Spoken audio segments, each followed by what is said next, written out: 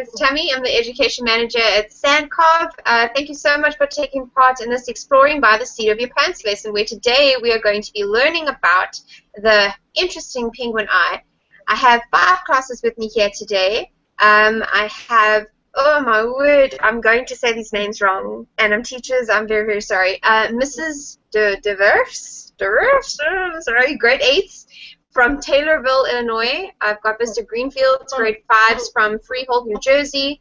Mrs. Zimmer's grade 6s from Burlington, Ontario. And then got Mrs. Kendall's grade 3s from Weatherford, Texas. And Mrs. Dunnell's grade 5 and 6s from Ontario. So guys, thank you so much for taking part in this lesson. So some of you actually might have heard of SANCCOB already. We stand for the Southern African Foundation for the Conservation of Coastal Birds, and we're essentially an animal hospital. So I'm a teacher, just like your teachers are, but I don't work in a classroom. I actually work in a hospital, and I work a lot with these guys. Hello. So this is Norbert. You'll hear he's extremely noisy today. Lots of little honks. So don't worry, those honks don't mean that he's angry or anything. He's just excited to be here because he doesn't actually get to Skype too often. This is his, well, not Skype, sorry, Hangout. He doesn't get to hang out too often. This is actually his first Hangout. He's done a couple of Skypes, and he's actually busy with a campaign at the moment that teaches learners about the penguin eye. So just while I have Norbert in front of you, just a little Norbert facts. So Norbert is an endangered African penguin. He is a blue. We'll learn a little bit more about what that means in a baby bit. You'll also see that he has a very big mouth. If you take a look inside of Norbert's mouth, you'll see he doesn't have teeth. Instead, he's got this long bladed tongue that helps him swallow his fish whole. And this actually makes a lot of sense if you think about it, because if Norbert did have teeth, when he was eating and he's trying to, you know, what does Norbert eat? He eats fish. So if he was chewing into his fish, all the bones would start sticking out, and then when he swallows, that would cause a problem. So it actually makes a lot of sense that Norbert doesn't have teeth. You'll also see that Norbert has spots on his tummy. All African penguins have spots, but none of them have the same spots. It's something that makes them unique, kind of like a fingerprint. Norbert also sneezes a lot, and this is because he drinks salt water and he sneezes out the salts. But anyway, we're here today to learn more from Norbert, not just about him, but learn some things from him. And today we're focusing on the penguin eye. To help me teach you a little bit more about the penguin eye, I'm going to need to share my screen with you. All right. So I'm going to present to everyone. That class is just seeing themselves. Okay. So you should be on my screen now. I'm going to open up my presentation from the beginning. And today we are learning all about the penguin eye. So you'll notice, looking at Norbert over here, that he's got a little bit of a band here around his flipper. That's actually his special penguin ID number. So all of our permanent penguins that live at SANCCOB, they have one tag on the one flipper, and then they get a name. So his special number is SB281. Now, this number doesn't actually mean anything specific, but for our birds that are here for rehabilitation, their numbers have a very special meaning. So generally, their numbers go up numerically throughout the year as the birds are admitted. So if, for example, one of our rehab birds had the number AP214, it would have that number because it would be the 214th African penguin we'd admitted that year. So penguins are very, very interesting, and Norbert wants to tell us a couple things about penguins and about himself. So the first thing he wants to say is that, hi, I'm Norbert, and I am an endangered African penguin. So you guys should know the word endangered means that there aren't a lot of these animals left in the wild. For African penguins in my country, there are only about 19,000 breeding pairs. Oh my word, he's noisy today. Sorry. He's obviously really enjoying the lesson. So in my country, there are only about 19,000 breeding pairs. Now that sounds like a lot, especially when you compare it to some other animals that are endangered. But if you think about it, less than 100 years ago, there were over 1 million African penguins in my country. So we're down to about 2% of their original population. Norbert, please. I'm trying to teach, and you just make noise all the time. I'm sorry, he's very rude. He's still getting used to these lessons. He's just enjoying the attention. What was I saying? This bird is really distracting me. So there were over 1 million African penguins less than 100 years ago. So we're actually down to just over 2% of that original population. Norbert also wants to tell you that I live at SANCCOB in Cape Town, South Africa. So SANCCOB is where I work. It's the Southern African Foundation for the Conservation of Coastal Birds. We're an oil spill responder. We're actually amongst the top 10 oil spill responders in the world. We also conducted the largest animal rescue mission in history. And this was in 2000. There was an oil spill in South Africa known as the Treasure Oil Spill, where SANCCOB washed, rehabilitated, and released 19,000 birds that were involved in a single oil spill. Obviously, we had lots of help as well. And lastly, Norbert wants to tell you, that, but other than that, he wants to tell you I am a blue. So please don't get confused, because there is a type of penguin that is nicknamed the little blue penguin. But just like how people have different names based on their age, like you could be a baby, a toddler, a child, a teenager, an adult, or a senior, penguins actually have similar names as well as they progress through life and they get older. So chicks, our youngest ones, they're very fluffy, very cute. They're between when they hatch and about 3.5 months old. Then once they lose all of this fluff, they get a bluey shine and color to their feathers, and we call them blues. And this is until they're about a year old. Then they'll go brown, and we call them juveniles. And then when they're 2 years old, they get a tuxedo. So we would call them adults after that point. So it's very interesting to note that they actually don't instantly have this little tuxedo that we recognize with the African penguin. They, in fact, actually change quite a bit over the 2 years. So right now, Norbert is a blue, but very soon, if you Skype with him, in just a few months, you'll actually see he's more brown, and he'll have definitely a more juvenile look to him. He's quite old at the moment. He's about 11 months old, so it's almost time for him to be a darker brown in color. So Norbert lives at SANCCOB. I'm sorry, I hope you guys can hear me over him honking all the time. He's being very rude today. Norbert lives at SANCCOB because of an eye injury. During his stay at the nursery, he was pecked by another chick. This has significantly impaired his eyesight. So originally when he was pecked, he lost about 50% of his eyesight in the one eye. But since then, Norbert has actually become completely blind in his one eye. So some people do ask, did this happen because he was at the hospital? Would this have happened in the wild?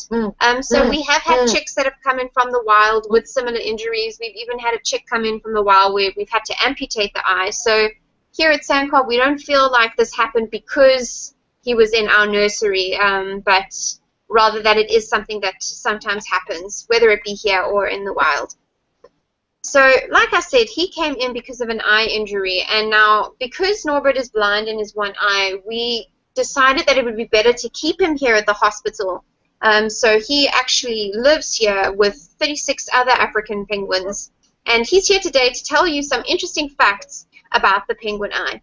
So just to make this a little bit easier, I've split them up into some smaller facts as we go along. And our first fact is that the penguin eyelid is mobile, the lower more so than the upper. So what do I mean by this? I've clicked stop sharing, so hopefully I'm back with you guys again. Are you back on me? Yes? Thumbs up if you are? Great. Thank you. So our first fact was that penguin eyelids are mobile, the lower more so than the upper. So to help us understand this, what I want you to do is I want you to hold your top eyelid. So hold your top eyelids for me. And I want you to try, excuse me, sorry. I want you to try and blink, but only using your bottom eyelid. So don't move your top eyelids at all. Just try and blink with your bottom eyelids. Can you do it? I can't do it.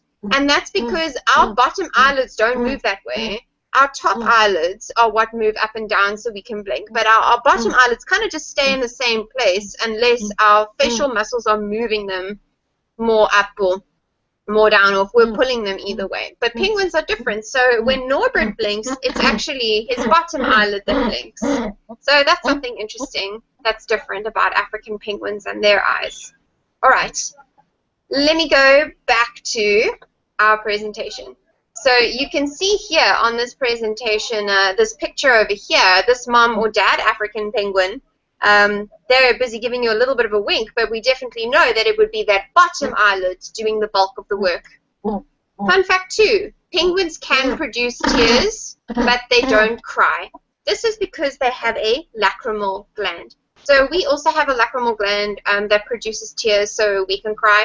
Now we would describe crying as more an emotional thing, so if you're really, really happy or if you're really, really sad, you would cry about something. But people also do just produce tears, and it's not an emotional thing. So if you get something caught in your eye, for example, and your eyes start to water, that's not you crying. That's just that gland producing tears to try and wash it out.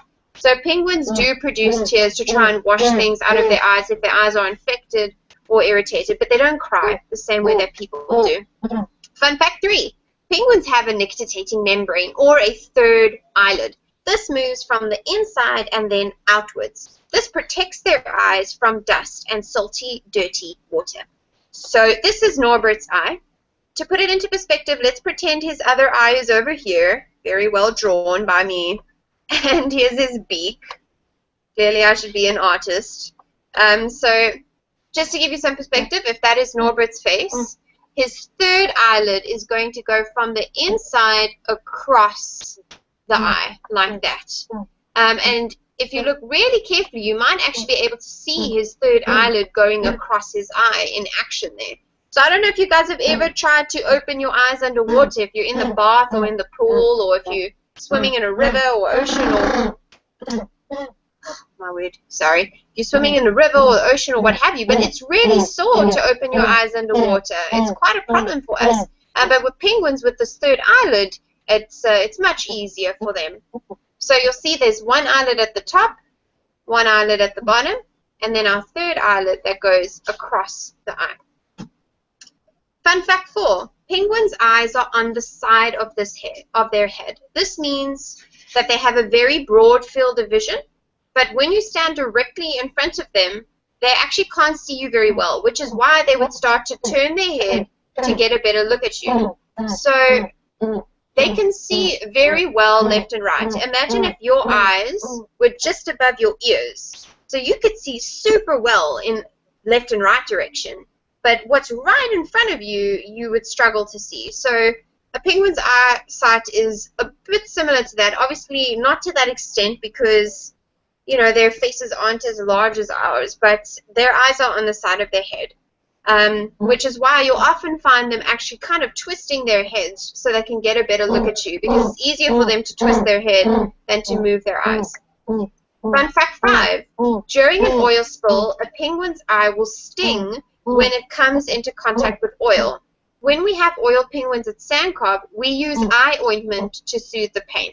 So I did mention before that SANCCOB is an oil spill specialist. And I actually have a little video here to show you of an oil spill that we responded to last year.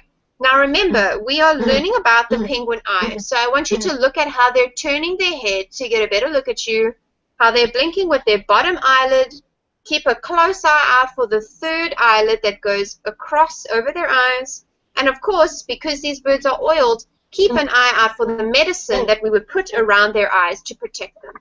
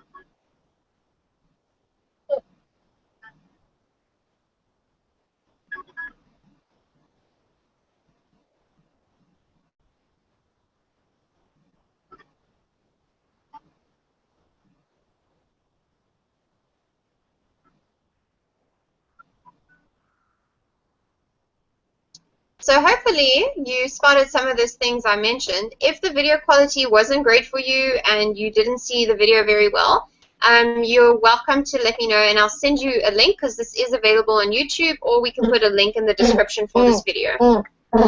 So the reason why if a bird comes in oil, my word. I'm sorry, he's so noisy today. The reason why we have to take such good care of their eyes if they come in oil is because a penguin's eyesight is incredibly important to their survival. Penguins actually have really good eyesight, and this helps them see and catch fish in the ocean. So if you can imagine being in a massive blue ocean and you just see far off in the distance a little glimmer of light, it's a fish. And it's really incredible if you think that they're able to swim fast enough that they can catch a fish, and their eyesight is good enough to be able to keep track of where this fish is going. Because I don't know if you guys have seen a fish in the water, but they can swim really, really fast. And what helps them is that penguins can actually see in color. So penguins do see in color. They see violet colors especially well. So if I put like pink or purple in front of penguins, they can see those colors particularly well. There are some animals that don't see colors, that are colorblind, and there are some animals that only see certain colors, but penguins are very lucky in that they do see color. And that's everything there is to see about the penguin eye.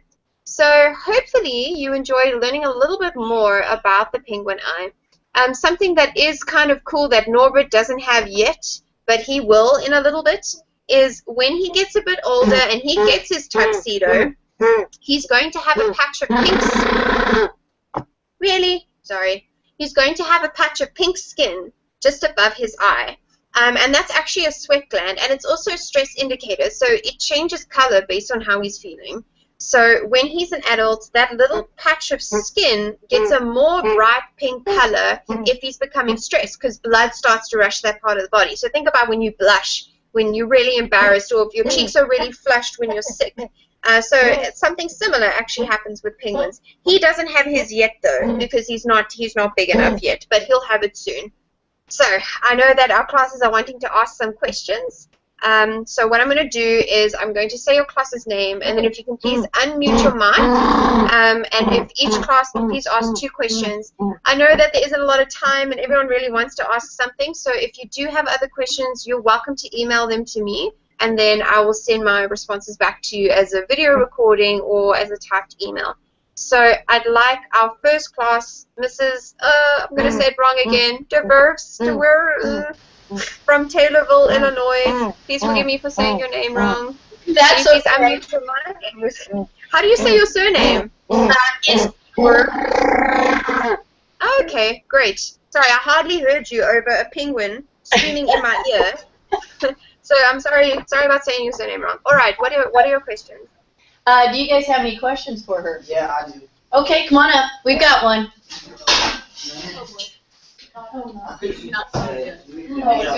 I'm gonna make you walk. Yeah. There's the camera right there.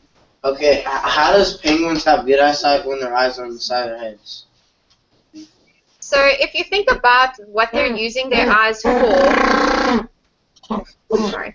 If you think about what they're using their eyes for, okay, so for example, when we drive and our eyes are on the front of our face and we can see what's right in front of us, like that makes a lot of sense because we can see what's right in front of us.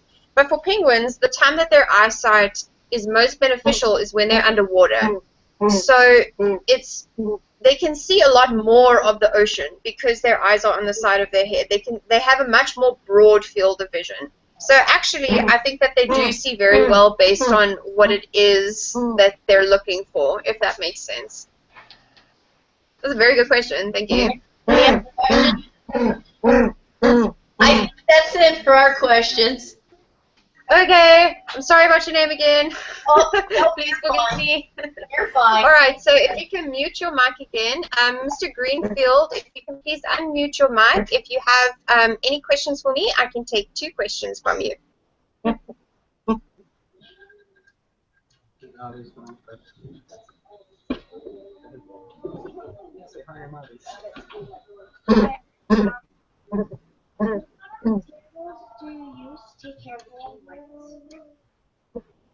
Sorry, that's very soft. Can you try speaking into your mic Or if that doesn't work, if your teacher can just type your question into the chat. What kind of materials do you use to take care of the penguins? What kind of materials do you use to take care of the penguins? Okay, that's a very good question. So we are a hospital, so we do use veterinarian medicine when we're working with our patients. So it's definitely, you know, it's definitely not just like tender love and care. There is a lot of medicine in the work that we do. We have a full-time vet. Our executive director is a vet as well, and our head of research is also a vet. Then on top of that, we have a staff of 3 rehabilitators that train all of our volunteers that come in and do the bulk of the rehabilitation work. And then we also have our rehabilitation manager. She studied animal behavior. So when we do work with our patients, we are using proper medicine.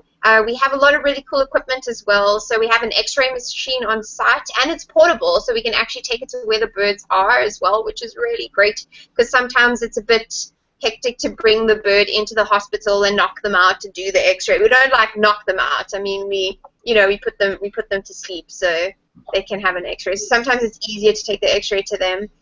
We also have a proper operating theater. We have a laboratory. We have a room where we would do post-mortems if the birds die here or if they're dead when they arrive. And we also have anesthetic equipment and scoping equipment. So I know that was a very broad answer. I'm sorry, but it's difficult. It's difficult to say like we use this and this and this, because we actually use a lot of stuff. Thank you. That's an excellent question. Hi, I'm Justin. If you could go back to do anything different and save Norbert, what would you do? If I could do anything different? Yeah. I think that I would have probably started doing this type of work sooner. So I started teaching when I was 19. I was a high school math teacher, and in my country it's very normal for the teachers to actually be a lot younger when they start working. So I think that instead of doing that, I actually would have come straight into this line of work because I really, really enjoy it. That's a great question. No one's ever asked me that before. That's wonderful. Thank you. Okay, great. Thank you so much for your questions, Mr. Greenfield. If you have more, you're welcome to email me. If you can please mute your mic. Mrs. Zimmer, if you have 2 questions for me, I'd love to hear them. Okay. Who's next? Why might the culprits behind the oil spill come forward or at least try to help clean up the oil spill? Can you say that again for me? Why might the culprits behind the oil spill come forward or at least try to help clean up the oil? Okay, so you'll find that in some cases people do actually come forward, but it's kind of tricky. So SANCCOB is the only group that's mandated to respond to oil spills by the South African government. And what that means is during an oil spill, we're the only group that's allowed to claim insurance. So let's say, for example, your house gets broken into. Your mom or your dad or your aunt or uncle or whoever you live with, they are allowed to, if they are insured, they can go to an insurance company and say, our house got broken into, can we please have money so we can replace our stuff? So we are allowed to do that as a group. But now the thing is, even if it's just your house at home, it can take many, many months for them to make that claim and to get the money that you need to buy your stuff back again, because they have to check like what really happened and was it actually stolen and all that type of thing. So you can imagine something small like that would take a couple months. A multi-million-dollar oil spill insurance claim can take years, and you'll find that a lot of the time people don't want to own up to it because it's very expensive to fix it. And then also it's very damaging to your reputation as a company. So you'll find that if there are big companies that have been involved in oil spills, that they get a lot of, I don't know, like a lot of problems from the spill because people are angry that it happened. So I think there's very little positive for them from a financial side and from a publicity side for coming forward and saying, yeah, sorry about that. So you'll find that sometimes with oil spills that it is something that's very hush-hush, and that it's just to try and get everything cleaned up as quickly as possible. But also keep in mind that not all oil spills are things that happen like, you know, a boat runs ashore and splits its hull. Sometimes you get natural oil leaks, and unfortunately sometimes they are freak accidents where, you know, it's just, yeah, it is just an accident. So I do also understand that people don't really go out and they want to make these spills happen, that sometimes it is just a mistake, and it's a very expensive mistake to fix. That's a very good question. Thank you. Next.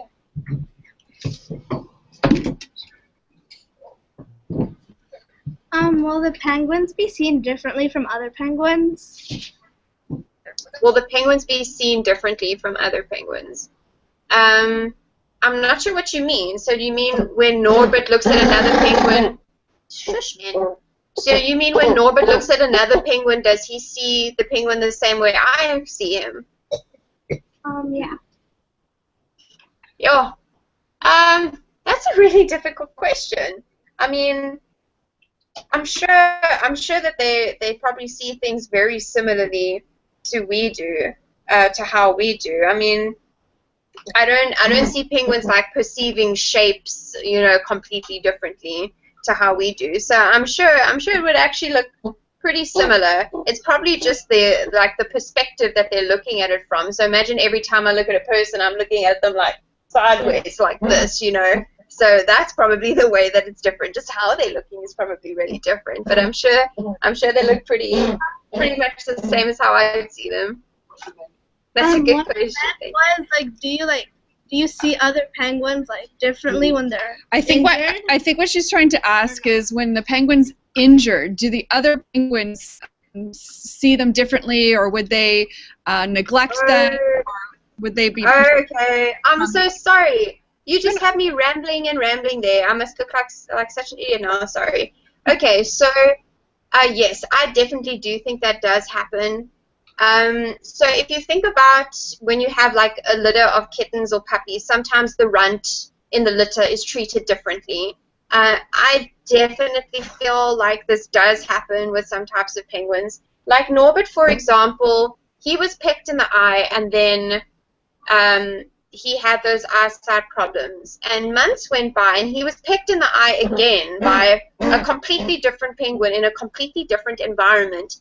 And when I think about how sometimes wild animals, as a coping mechanism, they don't want to show that they are sick. They don't want to show that they're getting weak.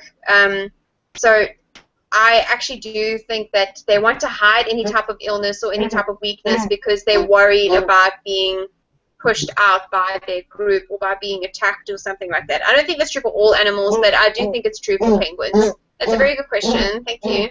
Thank you. All right. So after my long ramble, if you don't mind muting your mic, please. If you have more questions, you're welcome to email them. Mrs. Kendall, if you can please unmute your mic, and if you have 2 questions for me.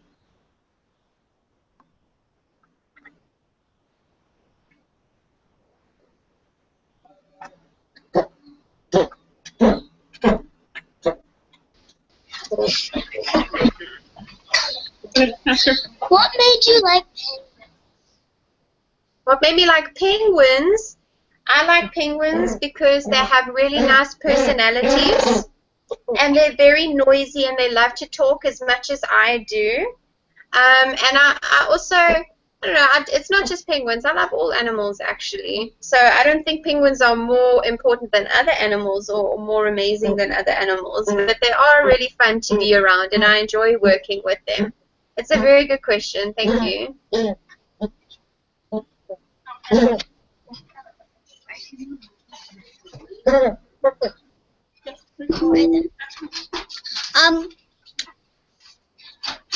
How do you feel when you help a penguin? It's amazing. It's really a wonderful feeling when you help anyone or any animal at all, because you're doing something good. So there are no bad feelings to helping penguins or helping anyone. You should all try it. That's a very good question. Thank you. Thank you so much for your questions, Ms. Kendall. If you have any more, you're welcome to send them my way. you don't mind muting your mic. And then our last class, Mrs. Dunnell, if you have any questions for me, I would love to hear them.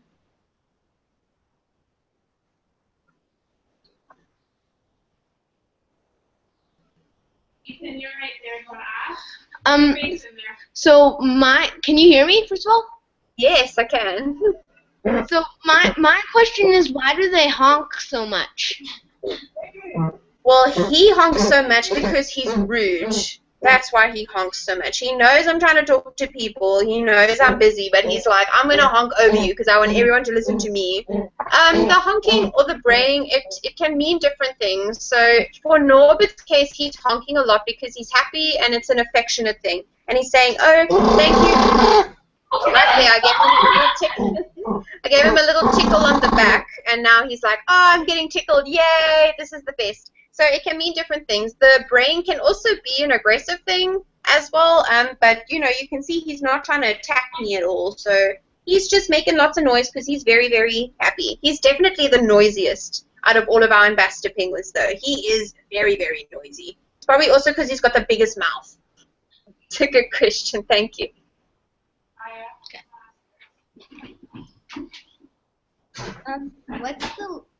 What's the average lifespan of an African penguin?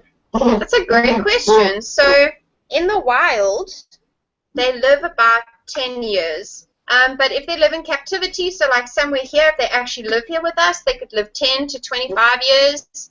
But the oldest African penguin actually died overseas in a zoo when it was 44 years old. So they can actually live for a really long time.